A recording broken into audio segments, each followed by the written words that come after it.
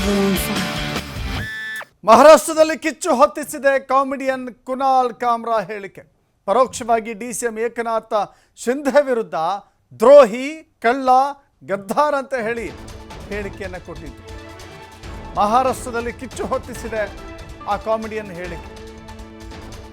ಮುಂಬೈನ ಕಾಮಿಡಿ ಕಾರ್ಯಕ್ರಮದಲ್ಲಿ ಹೆಸರನ್ನು ಹೇಳದೆ ಪರೋಕ್ಷವಾಗಿ ಏಕನಾಥ್ ಶಿಂಧೆ ವಿರುದ್ಧ ಹರಿಹಾಯ್ದಿದ್ರು. ಇದರಿಂದ ಕುನಾಲ್ ಕಾಮ್ರಾ ವಿರುದ್ಧ ಏಕನಾಥ್ ಶಿಂಧೆ ಅಭಿಮಾನಿಗಳು ರೊಚ್ಚಿಗೆದ್ದಿದ್ದು.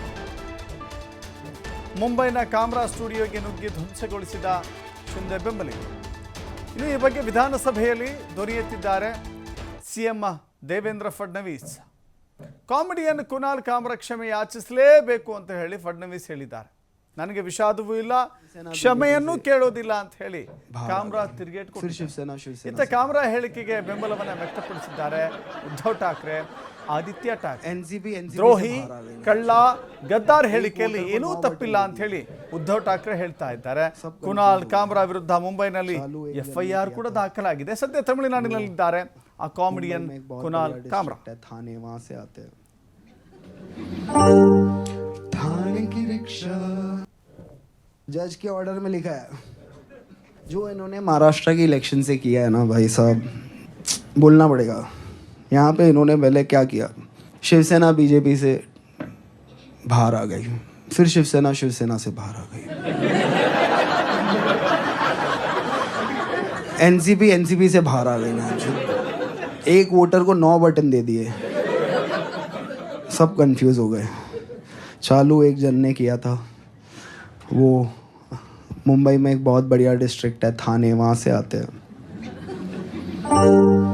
थाने की रिक्शा, चेहरे पे दाढ़ी, आंखों में चश्मा, हाय।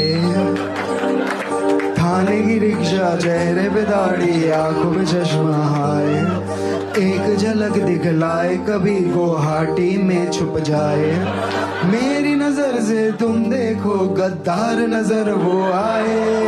थाने की रिक्शा, चेहरे पे दाढ़ी, आंखों पे चश्मा, हाय।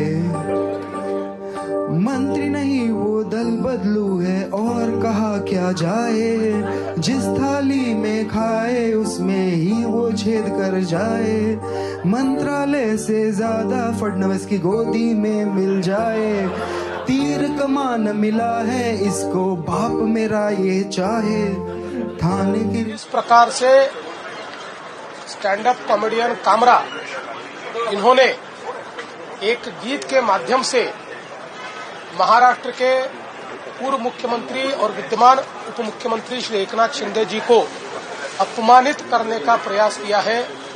ये गलत है, हम इसकी निंदा करते हैं। ऐसी चीजों को सहन नहीं किया जा सकता।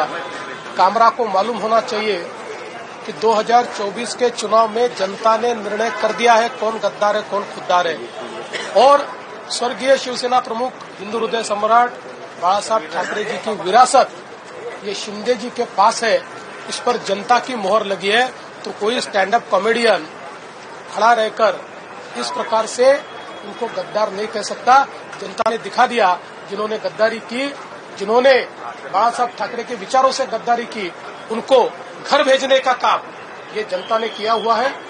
और मैं ये मानता हूं कि कॉमेडी करने का भी अपना अधिकार है, व्यंग कसने का भी अधिकार है।